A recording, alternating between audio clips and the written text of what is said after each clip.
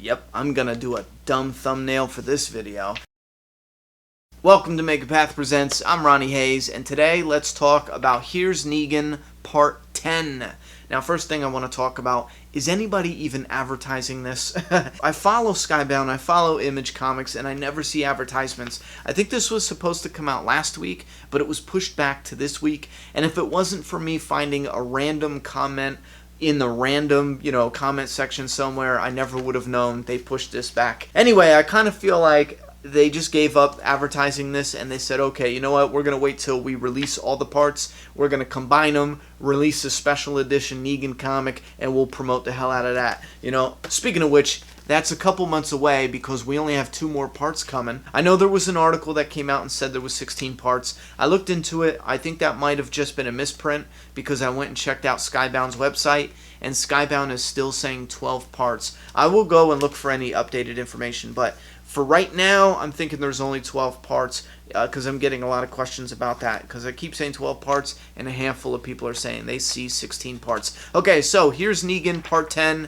We have Negan running into a number of different people, and every time he runs into somebody, we get a little bit of their story, and then we see them die. He runs into this guy and his wife, they die. He runs into this girl, she dies. He runs into another girl with her brother, she dies, and then he screams at her that she let her father die, she let her brother die, and now she's going to do what she does best and die. And then he's just pissed off and enraged because everybody he runs into gets killed. And then finally, and spoilers if you haven't realized, this is a spoiler discussion, finally someone's walking out of the woods, Negan trains his rifle, and it is Dwight. Now that was probably one of the best cliffhangers, in my opinion.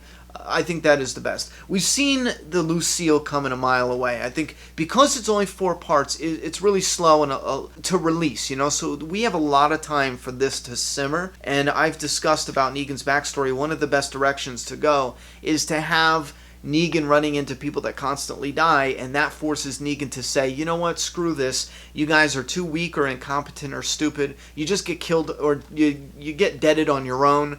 I'm going to do shit. You do it the way I say it goes, or you get out and it snowballs into the Negan we know and love. Now, I kind of feel like there's a huge missed opportunity. If there's only 12 issues, I feel like this right here, this one page illustrated beautifully what they've been trying to tell us for the past 3-4 parts. We don't need all of that. There's so much of Here's Negan in the middle. I feel like we don't need. His wife has cancer, you know what I mean? She dies in the hospital.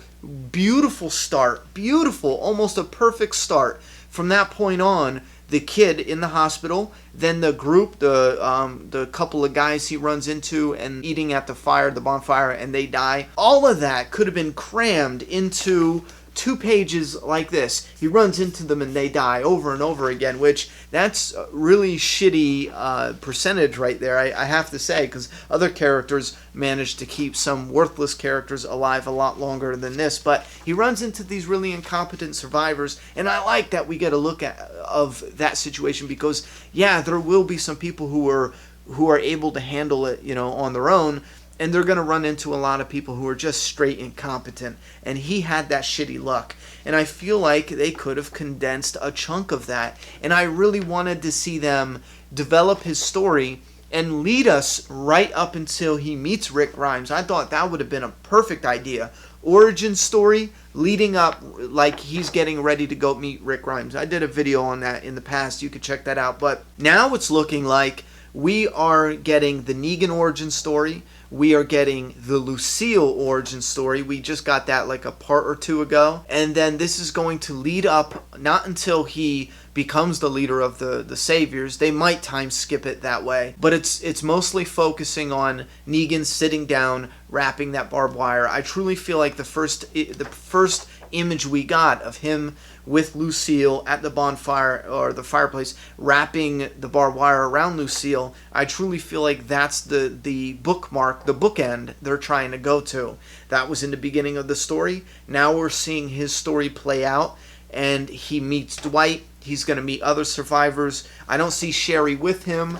We're obviously going to get introduced to Sherry. Maybe Dwight is the original founder of the Saviors. That would be a really cool twist. Like, he has a group of Saviors, and they're living at the sanctuary, and then he brings Negan on board, and Negan just takes over as leader. He's the most competent one. I think that's a really cool story, and that pushes Dwight down a peg. I think that would be a nice little introduction to both of their characters' origin stories, because this isn't a true Dwight origin story, but it's a pretty decent one, because we're going to see at least a little bit of his story coming up in the next 8 pages. But that's the problem. We only have 8 more pages, unless they are going to expand this into more. But right now I think it's only 12.